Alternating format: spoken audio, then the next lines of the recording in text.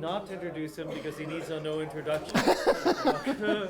He is a great benefactor of MIT and his company, Medical Information Technologies. You may understand that there's some relation to the initials of that. It is for MediTech. Right, they call us MediTech rather than what I prefer they call us. But Neil has very kindly agreed to talk to us tonight about medical information technologies. I'll start very simply. I first and foremost have nothing to do with university teaching. I have nothing to do with university research. Therefore, I'm completely unbiased, and everything that was talked today was spent basically about that subject, and I don't know that much about that subject. But what I do know is about software technology, or what is generally referred to today as information technology. I started a software company called Medical Information Technology. Too big a mouthful. They chose to call us MediTech rather than MIT. That's fine. That's fine. I'll go with MediTech. It's a nice abbreviation. Perhaps the earliest software company in America and therefore the world. Started in 1968. I founded it. I continue to be the CEO of it. A couple thousand employees. Private company, not a public company, private company. We make software strictly for hospitals. 98% of it is involved with the clinical process of delivering therapeutic care. Few percent is the administrative stuff that I get forced into doing for hospitals. Basically, it's clinical information systems. We're very, very good at making software. Our existence, our life of 32 years attests to that. We really know how to collect information, clinical information. We really know how to store clinical information. We really know how to retrieve clinical information. Forbes Dewey made a comment earlier, one of his talks, about 5 megabytes for some sort of image. We need 5 megabytes to store 200,000 discrete pieces of information, quite often numeric, quite often qualitative information, and certainly quantitative information about patients. It's a big challenge. It's easier to put an image, store it over there, and retrieve it. It's very hard, extremely hard, to extract from 200,000 discrete pieces of information that are stored about a patient over a number of years, to extract the right information, present it to the right person at the right time for them to make a clinical decision. That information is highly structured information, but it's extremely important to be able to get your hands on the piece or pieces of information that are needed here and now to affect therapeutic care. We're very good at doing that. We've been doing that for 32 years. I like to believe we could do it for another 32 years. I myself am the principal architect of the company, in addition to be the founder and CEO, and I run the business, but I've got 10 officers who really run the business, and I can continue doing what I've always done, which is making software. The software we make, first and foremost, it's integrated clinical software. And I'll show you a little bit about the integration concept. What we try to do is empower hospitals. The reason for the empowerment of hospitals is because in a community, they are the major use of medical technology. That is the center of clinical technology in the community. It's the central point at which we would expect the most use of technology to improve diagnostic procedures to tell us what's wrong with our patients, and just as important, therapeutic procedures to make our patients better. And that's what hospitals are. They have a tradition of being high tech. And what we try and do is empower them so they become the focus of medical care for the community. They become the focus. They become the area where we would expect the proper use of not only machines like MRIs and things like that, which we think of as high-tech machines, but also information systems. They become the focus for the whole community. We would expect the hospital is where you would go if there was a serious problem. Sure, we all might have primary physicians in a doctor's office that may be able to diagnose acute problems, may be able to diagnose chronic problems. But in all cases, we feel comfortable that the hospital is there to cater to our needs in a very, very high-tech situation. What we try to do is orchestrate the clinical process. Orchestration is a great word. We think of an orchestra, right? We go to the symphony. The advantage the conductor has in a symphony is very simple. He gets to look at the 50 people that are playing the music. And those 50 people get to look at the conductor, eye to eye. The conductor can orchestrate them to work in a way to produce great music. In a hospital, we'd like to think that your surgeon or your intern or a resident is thinking only of you. There's no one else when you have a critical problem that they're dealing with, or worse yet, a family member of yours. We'd like to think the physician is only thinking of you. The physician is looking at you 24 hours a day and vice versa. You can see them. Not only the physician, the other minions that help, the lab techs, the nurses, everybody involved in the clinical process. But in reality, no one's looking at you very often. Certainly not the physician. At best, he might look at you in the eye if you're a patient, 5 minutes a day. There were literally 25 other people, 24 hours a day, that are performing diagnostic and therapeutic procedures on you. And by the way, unlike the symphony, they're doing that for 25 other people. Each person in the hospital, at the time you're there, is doing procedures for you and procedures for 24 other people. Simultaneously, and at different points in time even.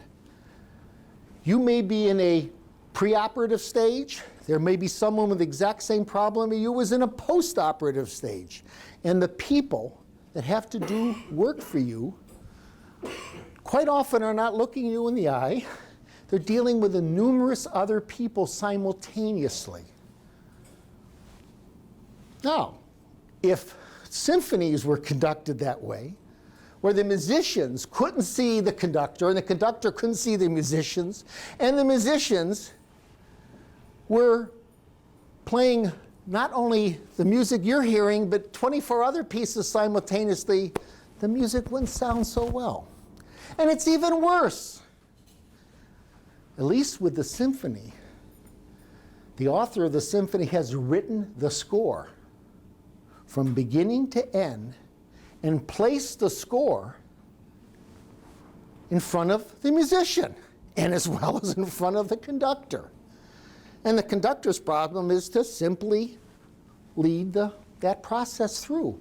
In the hospital setting, and in fact in the individual doctor's office, music isn't performed that way. Instead, the conductor picks one note and he gives it to one musician and says, play that note.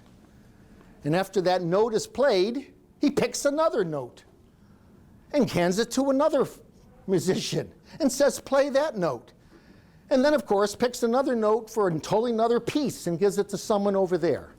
Now, of course, I hate to admit, this is about the worst possible process that we could ever imagine human beings being involved with.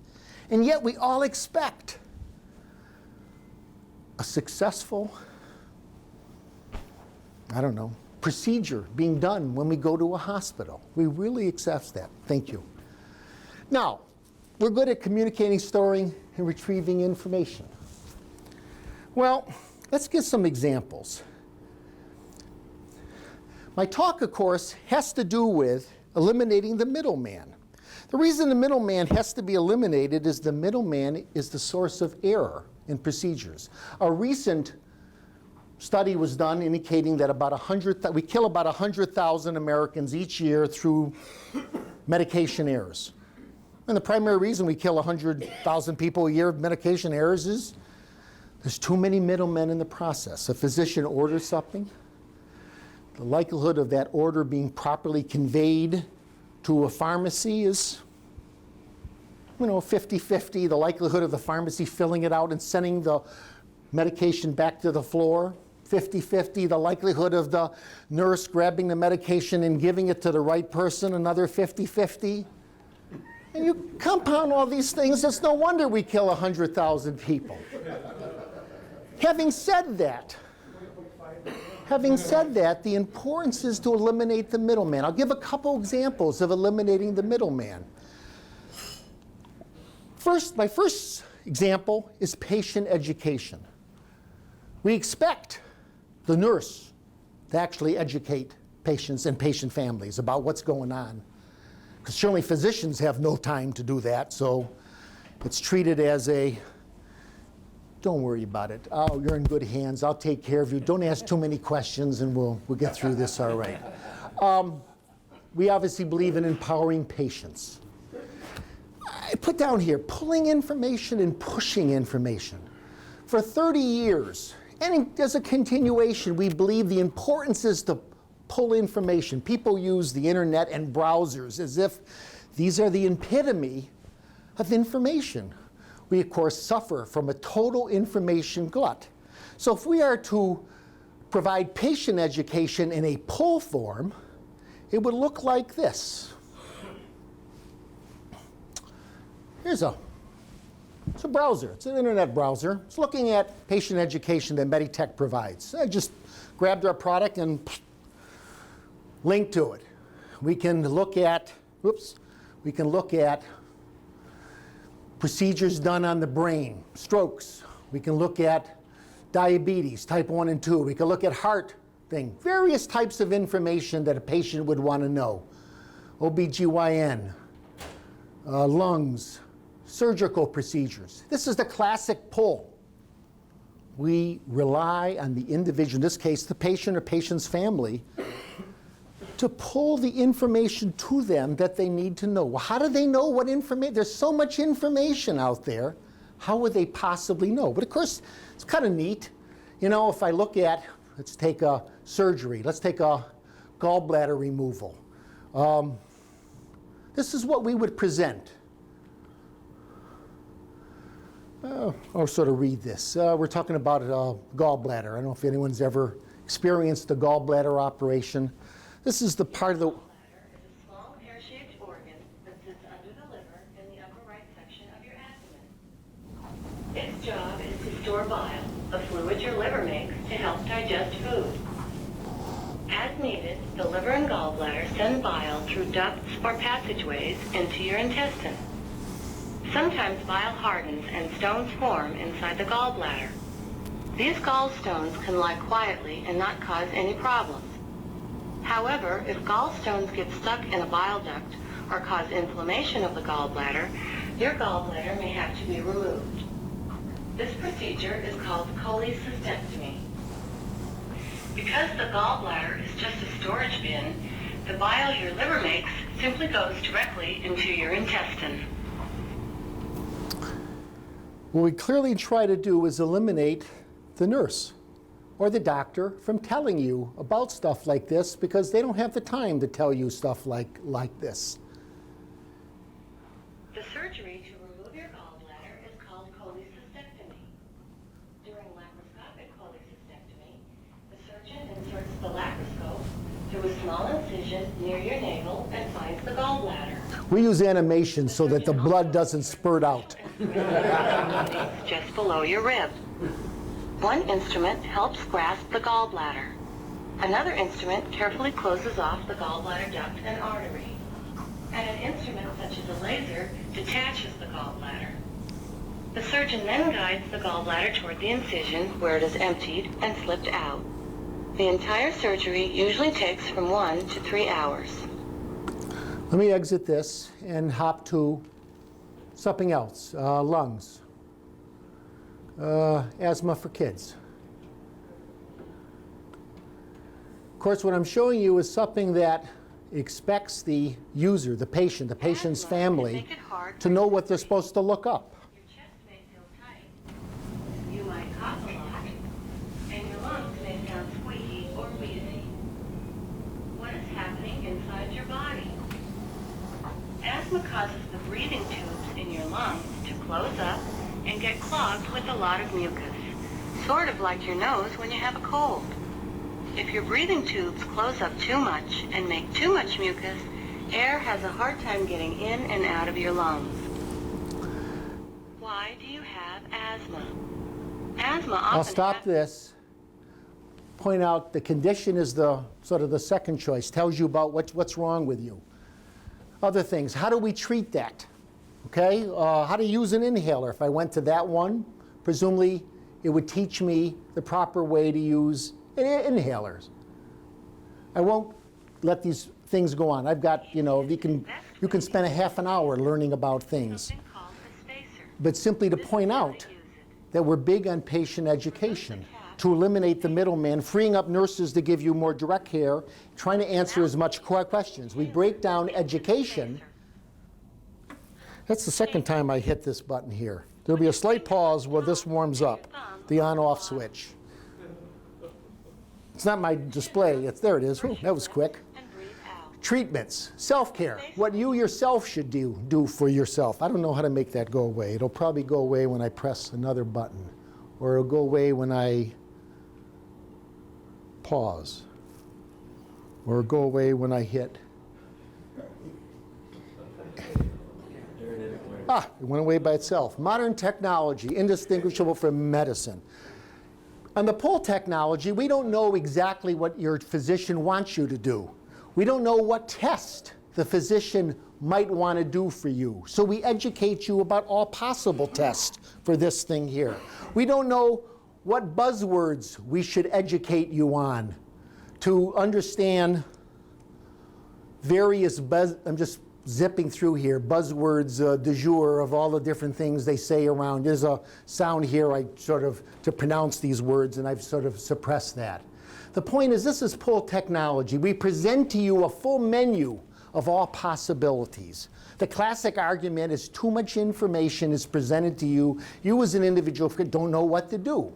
We contrast this with the pull version of the same information. Sorry, I lied. The push information of the same information. That was a demonstration of pull technology. You can go and look at a vast repertoire of knowledge if you know what you should be looking for. The push version is very different. The push version is, excellent, I'll use that as my next joke. Talking about a joke, I have to interrupt for a joke. Nam was talking about, which blew me away, 80% of these Asian Americans aren't going into mechanical engineering or something like that. I was thinking maybe you would joke about the gallbladder. Well, that too. But in reality, I'm a full-blooded Sicilian. The only complaint is 80% of Sicilians go into crime. And I was thinking only a few of us go into what we would consider honorable businesses.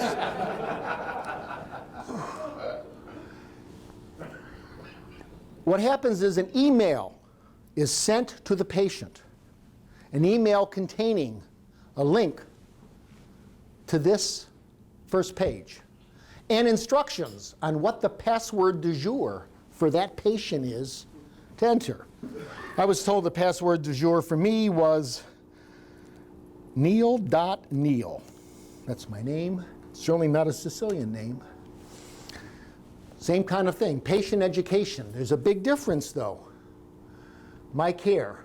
I am presumably going to the hospital for heart failure. Heart failure doesn't mean your heart stopped beating, by the way. It's a clinical term. It's troublesome. It doesn't work the way it's supposed to work, but it doesn't mean it died and you're died. I also, because I happen to have diabetes as a chronic disease, that's also there. And there are other important items. I no longer will see the general information associated with all the clinical information. I will see information that's specific to me. My physician has pushed this information to me from the vast collection of information out there. Chronic heart failure. Goes on and tells you a little bit about chronic heart failure. The point is now we're using a push technology through the email. We're emailing to patient's family, specific information that they have to know for their visit to the hospital. This is how we're going to treat your chronic heart failure. These are the drugs we're going to give you, the specific drugs. These are specific tests we're going to perform on you when you're at the hospital. So we've taken a whole vast amount of information. By the way, voice is simply a voiceover, so if you can read, you can know what they're talking about. Lifestyle changes. If I look here, Eat less salt. Rest often. back to care, specifically the drugs that you're going to be given while you're at the hospital. You're going to be given Coumadin. This is the actual monograph, exactly what it's there for. I'm just going to page through some of this information. But the point is, by using push technology, we take the vast amount of information that's possibly out there and stylize it specifically what we want you to know. That's an example in patient education. I won't belabor it anymore. The self-care are the exact procedures that you're supposed to do. Thank you. That's push technology. No, it's pull. He told me that the first time he stood up, it was 10 minutes. The second time he stood up, it's 20 minutes. And the third time he'll stand up will be 30 minutes. But Neil asked me to do that. So. Okay. That's an example of pushing information versus pulling information. Browsers, the epitome of pulling information. Email, the epitome of pushing information.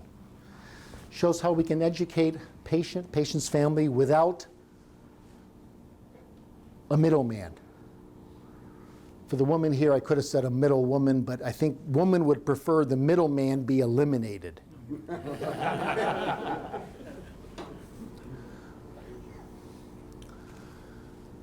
Doctor's orders, pulling information. Well, we've been very good for many, many years of being able to let physicians or clinicians pull information. Wow, such a big deal. Stupid. It's a bad idea. How do I know that I'm supposed to look at information? I'm a physician. How do I know it's time to look at one of these patients? I don't know how I know. Assuming I select them, I can obviously have some buttons here. I can look at patients in where I physically am, or I can look at my own patients. But in all cases, how do I know what patient I'm supposed to be looking at information for? So I'll guess at this guy. Fred Jones, got a lot of, I'm about some demographic.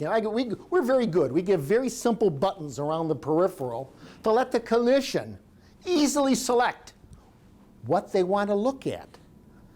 But I ask you, how do they know what it is they want to look at? Who told them to go look at Fred Jones? And in particular, if they told them to look at Fred Jones, who told them to look at what information about Fred Jones? Should I look at the flow sheet? Should I look at the chemistry? Should I look at blood bank? Medications?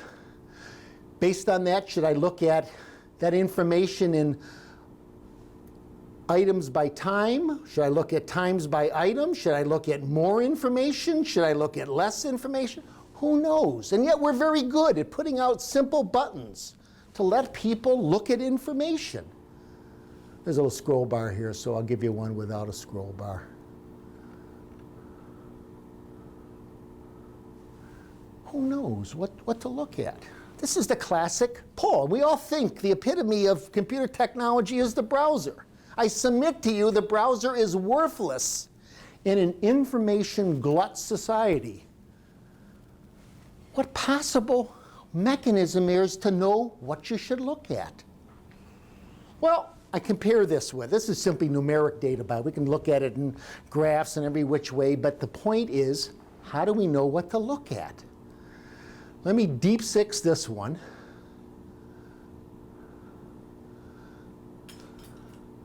And go to the next page, which is the push version. Now the push version means we can take any data that we're so good at storing and we can wrap it around with HTML type stuff to take any display we've ever been able to do with any elements, we can wrap it up in HTML stuff. But what good is it to look at if you don't know which one to look at? So what we choose to do instead is to take the right data, wrap it up, both diagnostic data and therapeutic data, and email it to the physician in charge. Very simple concept. I'll give some examples of it. Here, I really should be looking at my front screen of my email, which gives me messages, because I'm assuming those 4 messages, something about pain, something about drugs, something about x-ray, about various patients, came to me in my email system. You know that you have mail? Someone wants my attention. And I picked the first one. 55-year-old female, Jane Doe. She weighs 80 kilograms. I know this information was initiated by a nurse because the first chunk of data is the qualitative information that the nurse is the one who initiated this email. Your patient, I'm presumably Dr. Pappalardo, your patient's been complaining of increased pain. I happen to know this particular patient. Came in for pneumonia. Chronic condition of arthritis of the knee. It's been causing her increased pain. We've been currently have her on a current pain medication. That's existing data. I didn't have to go search for this data. It came to me in one email message, the crisp information that I want to know. Patient's complaining about pain. This is the pain medication I'm currently on. Here's my order set. What do I want to do about this? I can continue treating with this drug. I can treat with that drug. I could treat with this drug. I'm a physician. I can do anything the hell I want to do. Shouldn't. We have pharmacists involved. The pharmacist's job is to keep the physician under control. The order is always sent to the pharmacist, whose job it is. Check for medication, problems with other medication, drug interference, a whole bunch of stuff. So no, it doesn't get by the pharmacist. Anyways. It's not linked to what the medical health plan. What it's paid for? Yeah. No, not at this level. Not at this level. I can send also qualitative measurement back if I want, a message back. You know, tell me how she feels later, blah, blah, blah, blah, whatever I wanted to say. Either case, this is an attachment to an email. I submit it, I'm done. That information sent back to a computer. Computer will deal with this message. We have intelligent email systems to deal with things of that nature. Next example. This is not from a human being. There's no signature here. This is from a computer. A computer sent me this email.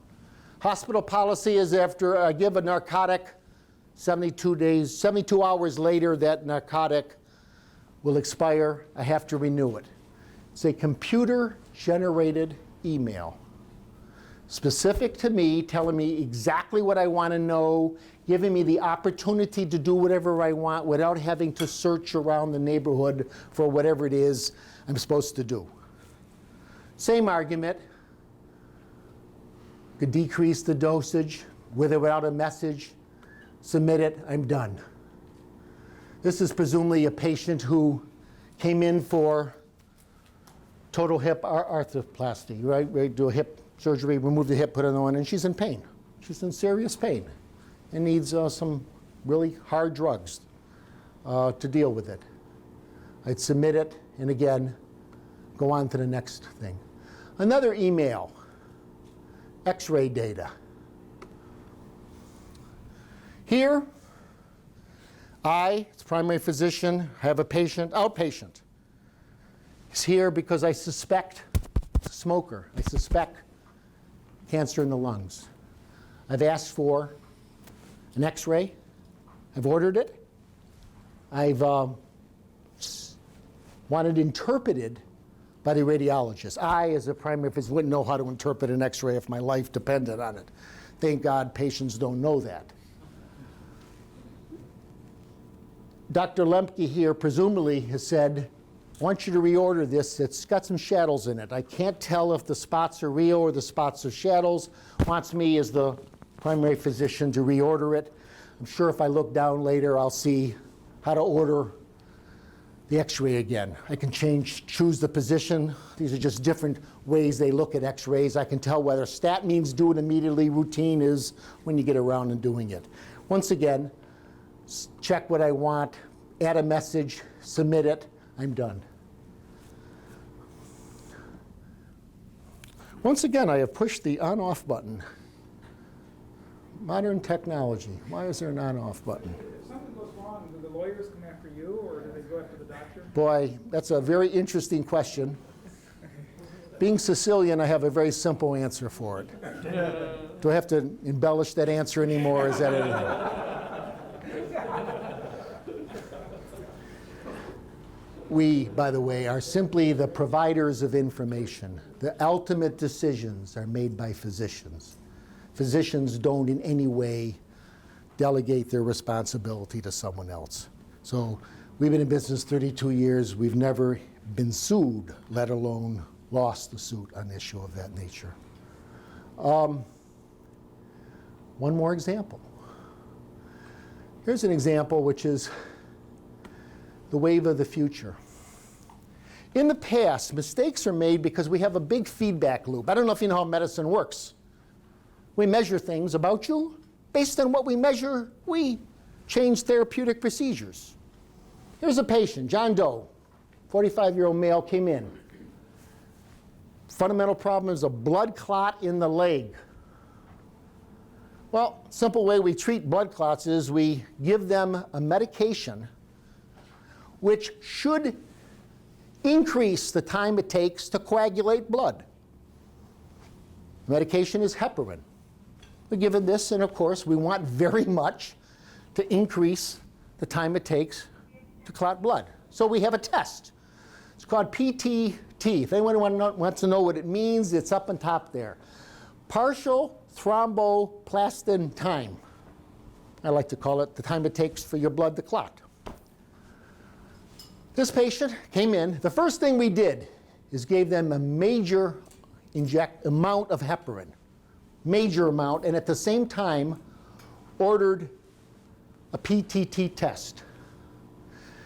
What has now come back is the result from that PTT test. 124 seconds. That really says it took 124 seconds for your blood to clot.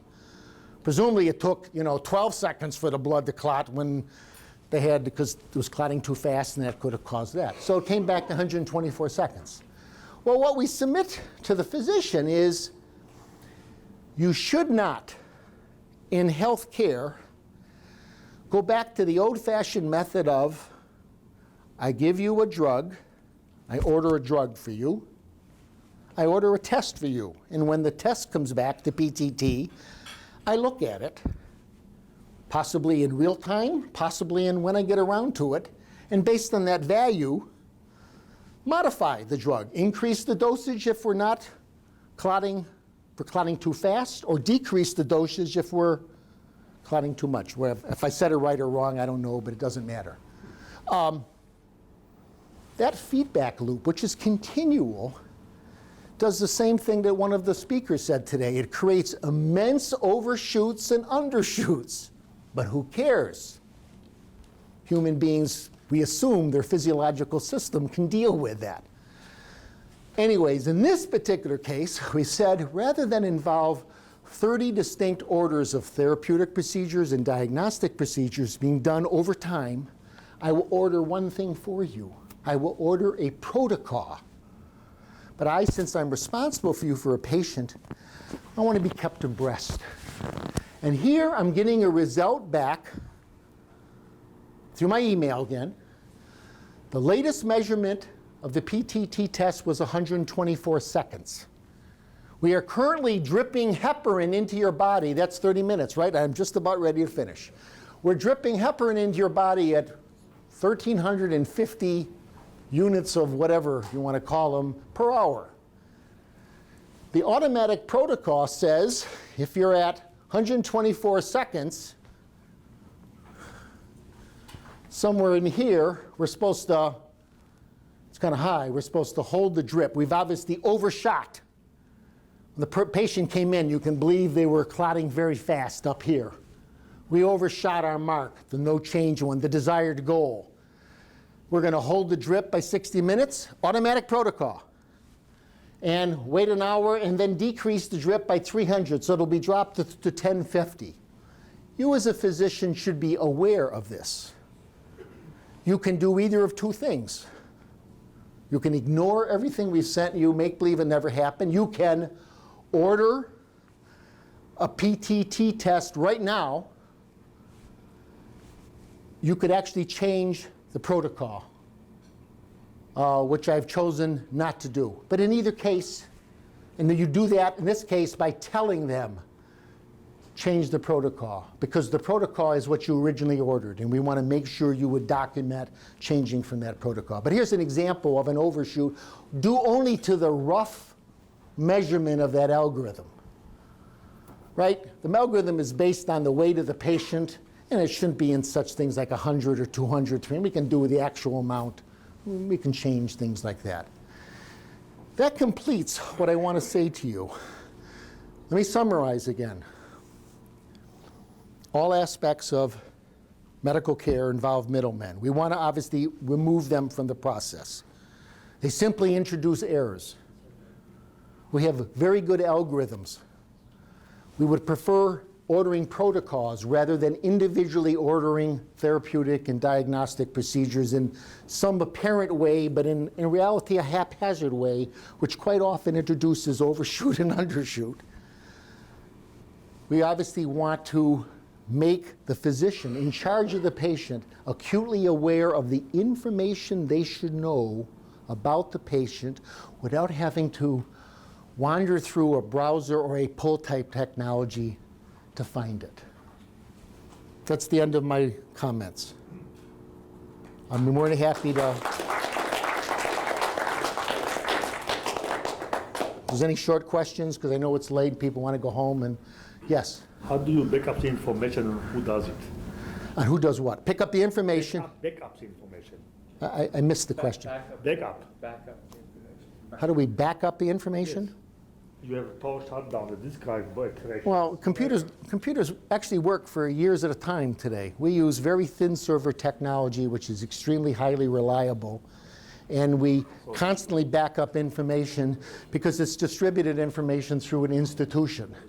Remember I said before, we'd like to empower the hospital to be the primary reservoir of information for the community.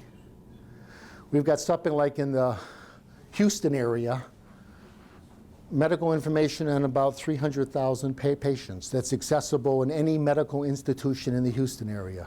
Yes? As a contrast, I recently became aware of the simulators for healthcare education. How do you view those in contrast to We don't, simulators are presumably to help educate the clinicians. Right. Not my job. I'm only interested in educating patients. I assume the clinicians already start out educated. So I would like to believe that I can help them do their job more effectively with less errors by providing them with the right information at the right time to do their job. I don't educate physicians. Yes? How many hospitals are using this? How many using this? At any point in time, I currently have 1,500 active hospital accounts. At any point in time, there's my prior technology, my current technology, and my next technology. This, by the way, is my current technology. We started selling this kind of stuff 6 months ago. We probably have today a dozen hospitals using this out of the 1,500. If you ask me the question tomorrow, I'll just add another 0 to the dozen. We've been fortunate that we've had 1,500 active hospital accounts. Since for 32 years, we've lost under 20 of them. So we constantly upgrade and continue making our hospitals. Tend to be more in urban areas where the patients are more educated. The type of hospital I love are the community hospitals. The type of hospitals I hate are the major teaching hospitals, of especially places like Boston. I used to work in Mass General Hospital. I would never sell anything to Mass General. If I was in the university business, I'd never sell anything to MIT either. What about the impact of HMOs? You talk about quality of care. Do you mean by HMO an insurance company? Is that what you mean by an HMO? Yes. Because that's what an HMO is an insurance company. Right. The primary care is driven by cost as opposed to quality, perhaps. Well, what I submit to you, especially the push technology, has an intrinsic benefit on cost. The current way to make medical care more cost effective is to lay off nurses and cut back the size of the staff. Because people are 80% of your cost. Well, the alternative is you have successive layers of intervention and approval you have to go But I still say the way to reduce costs right now is to cut back staff and don't do things. Because you cut back the staff, of course they don't do anything. We can't do it because you cut back the staff to do it. Right. The first way, if you are a business, you want to control your costs, first order effect, lay off people. Trouble with laying off people, it decreases the quality of care. Notwithstanding, it's the people that cause the errors in the first place, but I'll still submit it decreases the quality of care. What we're trying to do is eliminate the middleman, eliminate the need for people, and at the same time improve the quality of care because we're making the process more efficient. That's what we're trying to do. Yes, over there. Just had a new drug approved, and I'd like to put it first on your list. What would you charge? You'd like to put it first on my list? Well, that list there for the drug one is this physician's favorite pain medications. That one there. There's one here. This is that physician, whoever that physician is, Dr. Pappalardo. This is what I tend to use. It's my favorite set of pain medications. If you, a physician, wishes your own set, of course, that's what you would see, your own set. You interview me, or you watch what I... We do the simple thing. We give you the hospital standard. We let you, through your minions, because God forbid we would let you modify your own set of orders on a computer. Through your minions, we would allow you to change to your favorite order set. Yes? I have two questions. I only have one answer, so try to do it. Go ahead. The first one is, what's the level of competition for your business here? Are you legal? Well, we've got 1,500 active hospitals in the U.S. and Canada. There's about 4,500 total, so we got a third of the market. So there are other products that deal with the same type of service? Oh, I mean, you're asking the wrong person. Can I ever admit that someone else could do as good a job as we could do? I would say this, though. I'm one of the old-timers in the medical information business. My reputation is such that anybody in medical information systems generally knows who I am. Everyone else who is either in the business is either, if you're old, they're dead, and if they're young Turks, okay? So I'm still alive, all right? I'd like to believe that I have pushed the state of the art continually in this business. my life cycle of being 32 years old in the business attests to that. This is obviously something that the physicians are a little concerned about, right? We're, in a sense, sort of telling them what you should look at, what you should choose from, a short list. We're constraining freedom of choice. You know, going to McDonald's and ordering off a menu is constraining freedom of choice. Physicians would like to be held in a somewhat higher esteem than being chosen, reducing freedom of choice. Are you prepared to take the next step, like pushing information on the products? Your site is an excellent site for physicians to get pharmaceutical information. I don't educate physicians. I've said that earlier and I'll say it again. It's not my job. What I want to do is make physicians deliver higher quality care at a lower price. That's all I want. Better care, cheaper price, yes. What are the key software tools that you've used to develop the impressive architecture behind all this? This is all trivial. Everything we do is trivial. I said what we're very good at is taking a collection of data for a patient and organizing it in such a way, constantly appending. We don't erase that. We always append to the end of the file. But my question is, you got a lot of data. How do you manage it all? Well, that's my business. That's what I do. You know, I don't know what I do. It's what I do. I don't know. To me, it's trivial. You know, we're good. I said earlier, we're excellent at gathering data, storing it away, and allowing ourselves to retrieve subsets of it. I don't consider this rocket scientists. What you heard most of today is rocket scientists. This is as trivial as it can. I submit to you. I mean, it's so much easier. I said, I take some data out of the person's file, I wrap some HTML around it, and I send it to them in an email attachment. Email is so, how many people don't use email? Right, nobody here. The waiter? I'm sorry, the cameraman. Do you use email? Of course. Hey! You know, come on, give me a break here. This is taking common sense methodology. There's a big difference between pull and push. And that's as trivial a concept as we could ever hope to explain. But most people I heard altogether, I didn't hear anybody mention email today in a conference. They mentioned using browsers, look at, but for teaching everything else. But I didn't hear anybody mention the most fundamental reason that the whole computer technology started doing something useful. Yes?